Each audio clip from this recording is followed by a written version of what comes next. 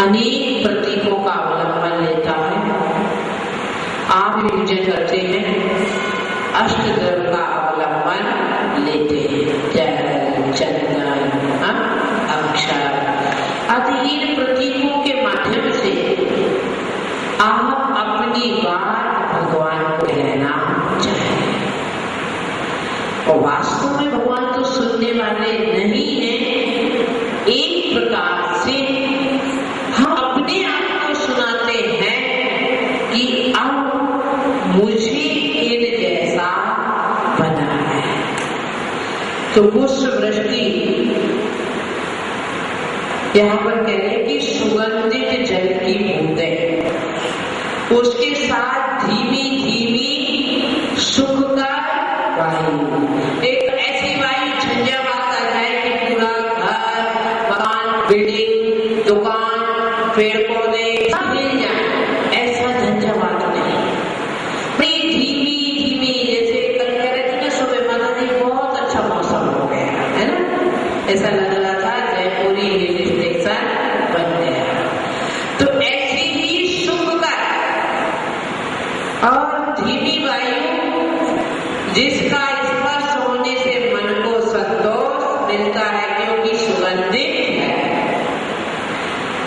वायु के साथ गिरने वाले पुष्प कितने प्रकार के, सुंदर है, नमेरु है, मंदार है, ये सब पुष्प आकाश से वृष्टि हो रही है जैसे जल वृष्टि होती है।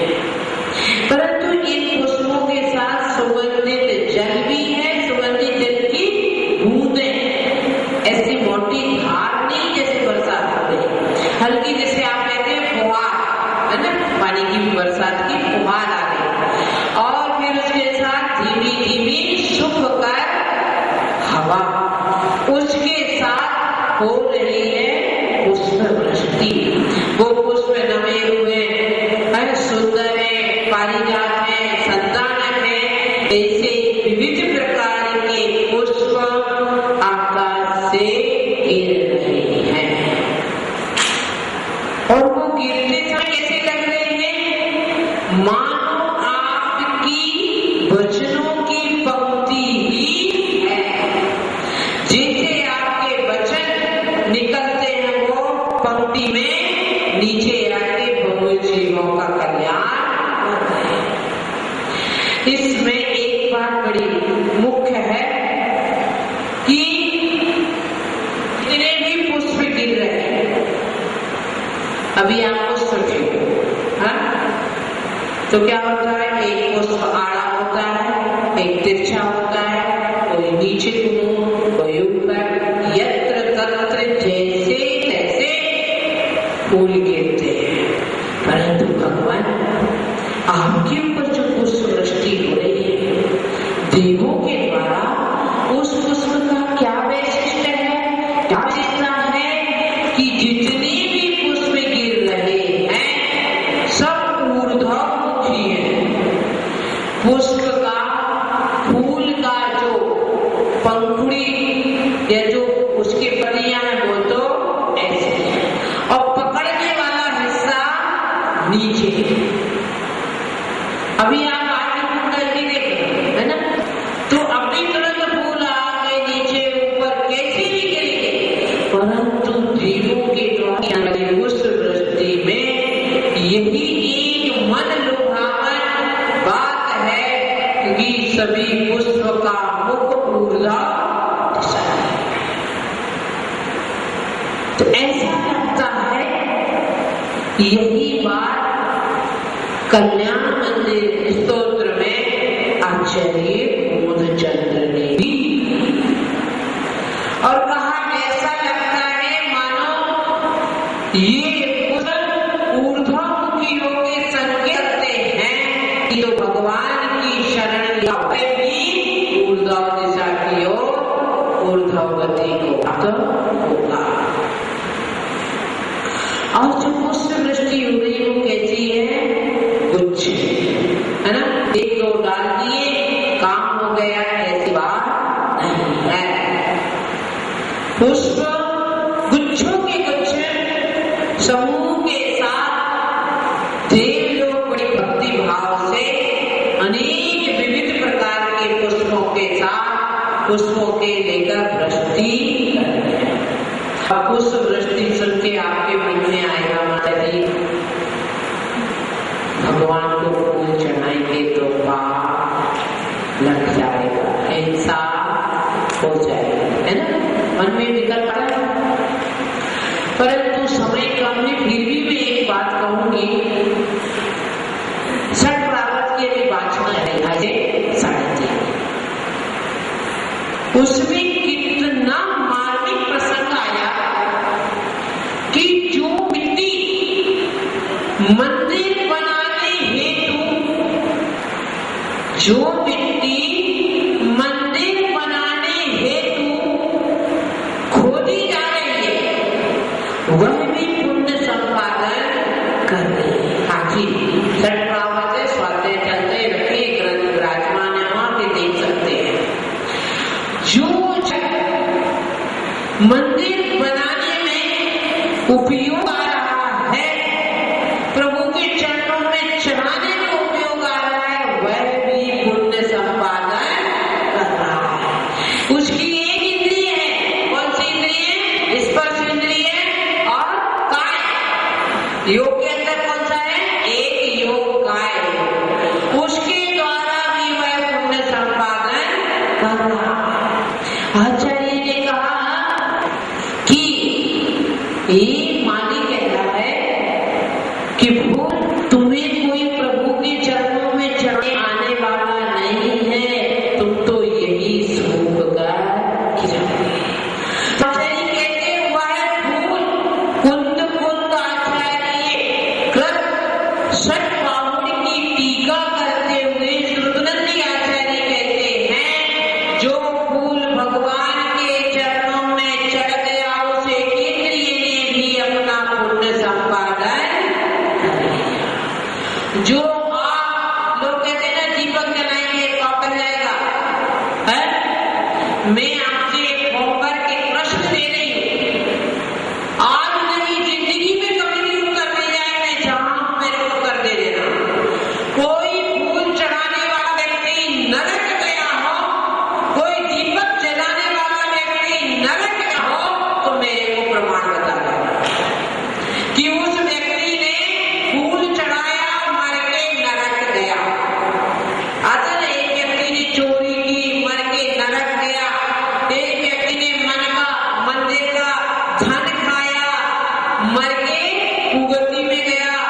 ऐसा ही एक प्रमाण बता देना मेरे को कि फूल चढ़ाने के बाद कोई व्यक्ति नरक में गया, दुर्गति का पात्र बना।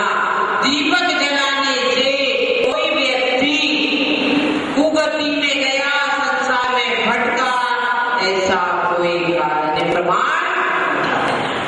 आचार्य कहते जो दीपक भगवान के लिए जलाया गया, नैवेद्य बनाने के लिए जो आग, अब तो गैस है, अब तो यूं करते हैं ना, चूल्हा था, लकड़ी थी, तो उसमें आया है जो आग नैवेद्य बनाने के लिए कूदी गई, उसे चूल्हा कूदना ना, लकड़ी कूदना कहते ना, उसे ऊपर नीचे करके हिलाया गया है, उस आग एक इंद्रिय ने भी पुण्य संपादन किया है।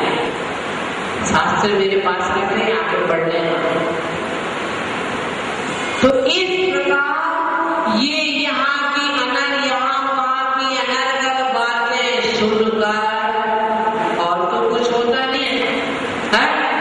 मैं तो आपसे कहती दीक्षा नहीं दी जा रही, मतलब तो मैंने पहले से नहीं कॉम्प्रोमाइज कर लिया था आपसे कि दीक्षा की बात नहीं करेंगे, परंतु श्रावक दीक्षा की बात तो अधिकार पूर्वक कहूंगी। व्रत उपवास नहीं होते मत, परंतु आस्था में क्या जा रहा है? भगवान की पूजन तो करो, भगवान की पूजन करते समय भी झूठ माया था, है? पीले चांद वाली सौम्य पांति स्वाहा, उसी झूठ का फल है जब भगवान के साथ धोखा किया, परिवार में भी धोखा मिला। धोखे का फल धोखा है। इसलिए भाई वो बात अलग है कि अपने को किसी दिन नहीं मिल पाए, हम नहीं चला रहे, वो बात अलग है। ये मैं जानती हूँ कि महीने में 30 दिन संभव नहीं हो पाता, परंतु चाहने का मौका मिलता है तब हाथ ऐसे नहीं मान लेना चाहिए, या भीड़ में पीछे नहीं चले जाना चाहिए कि हमें पाप लगेगा। समंत्र भद्राचार्य कहते हैं साबत लेसो बहुपुण्य राशि। ये निश्चित है, चौका लगाओगे, पूजन करोगे, थोड़ी ना थोड़ी हिंसा तो होगी। चौका लगाओगे तो भी हिंसा होगी। पानी लाओगे, छाओगे, गैस नहीं, गैस सीढ़ी नहीं लाओगे, गैस चलाओगे, कुछ भी श्रावक की शुभ क्रियाएं सावध पूर्वक ही है। परंतु समंत्र भद्र आचार्य कहते हैं क्या अल्प पाप होने पर बहु पुण्य मिलता है। दूसरा क्या कह रहे, जिस पूजन से जन जन्म के पाप नष्ट हो जाते हैं, उस पूजन से पूजन में होने वाला थोड़ा पाप है क्या वह नष्ट नहीं होगा, यानी कि अवश्य में नष्ट। जय भगवान में आचार्य कहते हैं कि भगवान के चरणों में चंदन और पुष्प चढ़ाना चाहिए। जय भगवान ग्रंथ में आया है। तो इस प्रकार पुष्प वृष्टि के श्रावक के पुण्य संपादन का तरीका है। मन में ये विकल्प रख के अपने अमूल्य जिंदगी की सीमित सांसों को व्यर्थ ना करें। जिस दिन नहीं मिल रहा होगा ठीक, मैं जानती हूँ कि व्यवस्था बड़ी खर्ची है, सबके बस की नहीं है, पर इतनी भी खर्चीली नहीं कि आप ना कर सकें। इतना कर सके आज या जितने पहले पुण्य का उदय तो है कि भगवान की पूजन के लिए प्रतिदिन 10-20 रुपए खर्च तो कर सकते। इतना पुण्य है ना सबके, है? तो हम क्यों जो संभव नहीं है उसे ना करें, जो संभव है,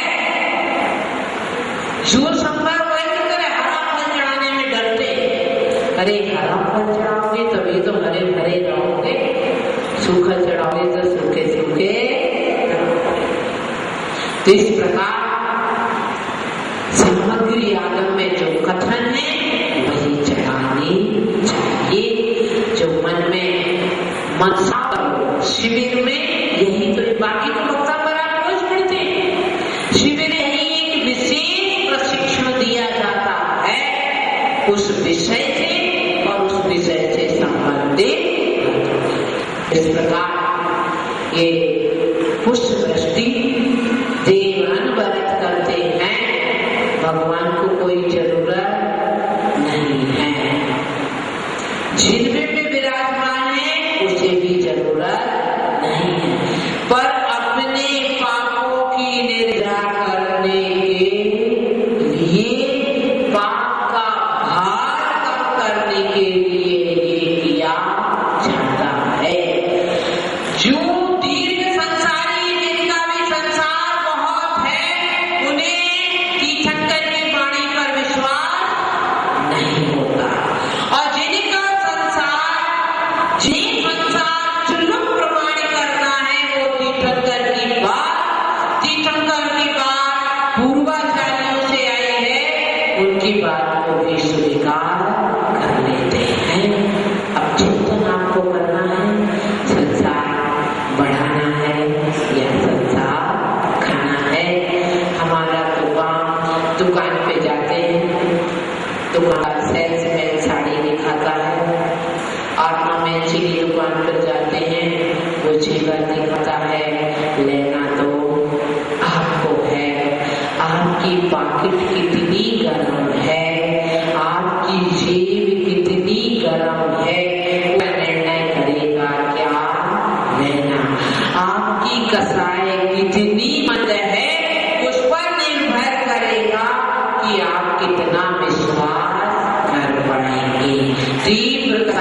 सद्भाव में कुछ भी नहीं होता। 11 अंक 9 पूर्व का पाठी भी सम्यक प्राप्त नहीं कर पाता। क्यों?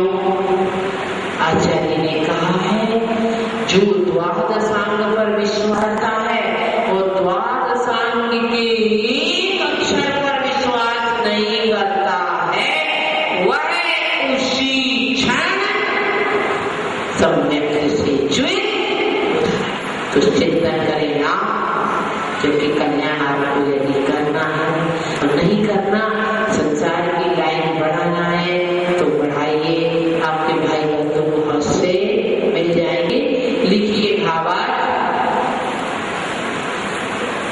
हे वीर भगवान, हे वीतरागी देव,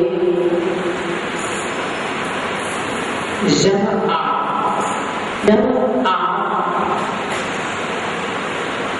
समाव शरण में विराजमान रहते हैं, तब आकाश में स्थित देवगण आपके